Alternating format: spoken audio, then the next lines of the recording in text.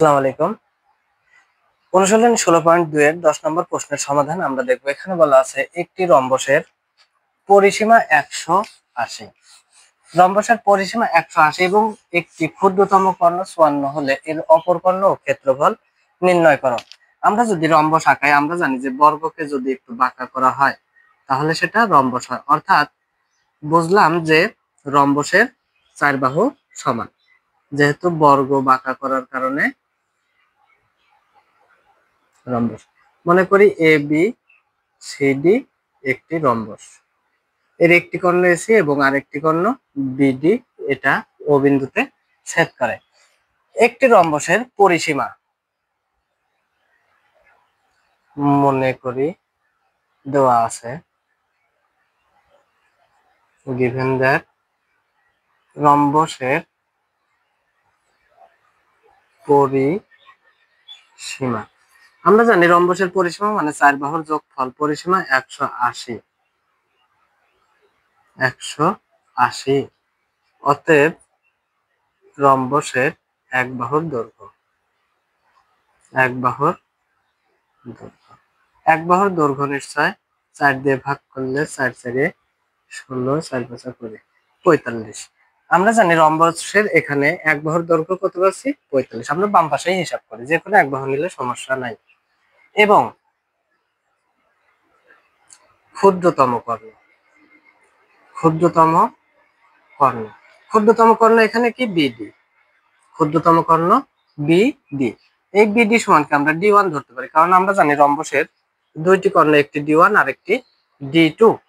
তাহলে এক ক্ষুদ্রতম কর্ণ বিডি সমান ডি1 এবং ডি1 এর মান কত দেওয়া আছে? 54। অতএব আমরা এই রম্বসের কর্ণ নির্ণয় করার ক্ষেত্রে একটা জিনিস মনে রাখবো, ত্রিভুজ নির্ণয় করা। অর্থাৎ প্রত্যেকটা এই রম্বসেই দুইটা কর্ণ কিন্তু এ ও ডি, এ ও বি, বি ও সি, সি ও ডি, এরকম একটা একটা ত্রিভুজে রূপান্তরিত হয়েছে।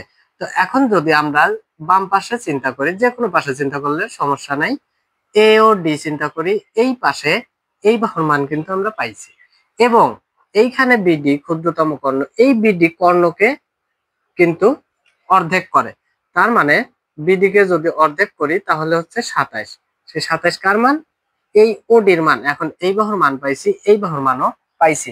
পিথাগোরাসের সূত্র অনুযায়ী দুই বাহুর মান যদি দেওয়া থাকে সমকোণী ত্রিভুজের ক্ষেত্রে, তাহলে অপর বাহুর মান কিন্তু বের করা যায় খুব সহজে। এবং অপর বাহু কোনটা? এ ও বা ও এ। এই বাহুর মান যদি আমরা পাই, এই বাহুকে যদি ডবল করি এখন, তাই কিন্তু অপর কর্ণ এসে আমরা পাচ্ছি। তাই প্রথম কাজ কি থাকবে? বিডি কে আগে অর্ধেক করে পিথাগোরাসের সূত্র দিয়ে অপর বাহুর মান বের করা। অতএব বিডির মান পাইছি আমি 54, অতএব ওডির মান কত? ওডি সমান 54/2 সমান 27, যেটা আমরা লিখছি। এবং এখানে দিয়ে অথবা পিথাগোরাসের সূত্র অনুযায়ী লিখতে পারি, যেহেতু যে বাহুটা একা আছে সেটাই অতিভুজ, তাই এইটা লম্ব বা ভূমি ধরতে পারি। লম্ব স্কয়ার প্লাস ভূমি স্কয়ার সমান অতিভুজ স্কয়ার।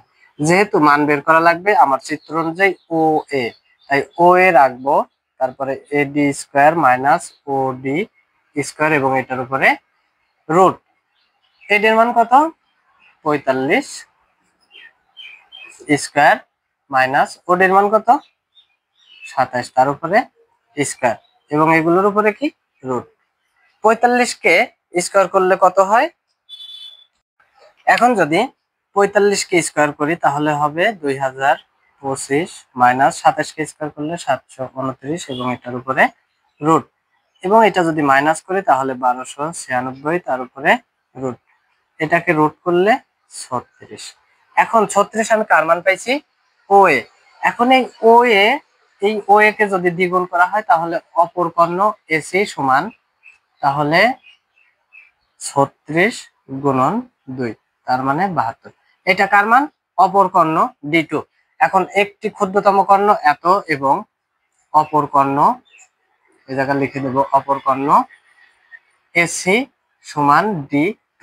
তার মানে এই জায়গায় এসি সমান আমরা লিখতে পারি ডি2 সমান 36 গুণ 2 সমান 72। এখন দুইটা কর্ণ যদি পাই, রম্বসের ক্ষেত্রফলের সূত্র আমরা জানি। রম্বসের ক্ষেত্রফল রম্বসের ক্ষেত্রফলের সূত্র হাফ গুণ d1 গুণ d2, মানে হাফ গুণ d1 d2, হাফ গুণ d1 d2। তাহলে হাফ গুণ d1 এর মান আমরা পাইছিলাম, দেওয়া ছিল 54, গুণ d2 এর মান পাইছি 72। এটা যদি আমি ভাগ করি 27 দুগুণা 54। এখন 27 আর 72 গুণ করে যা হবে সেটাই অ্যান্সার।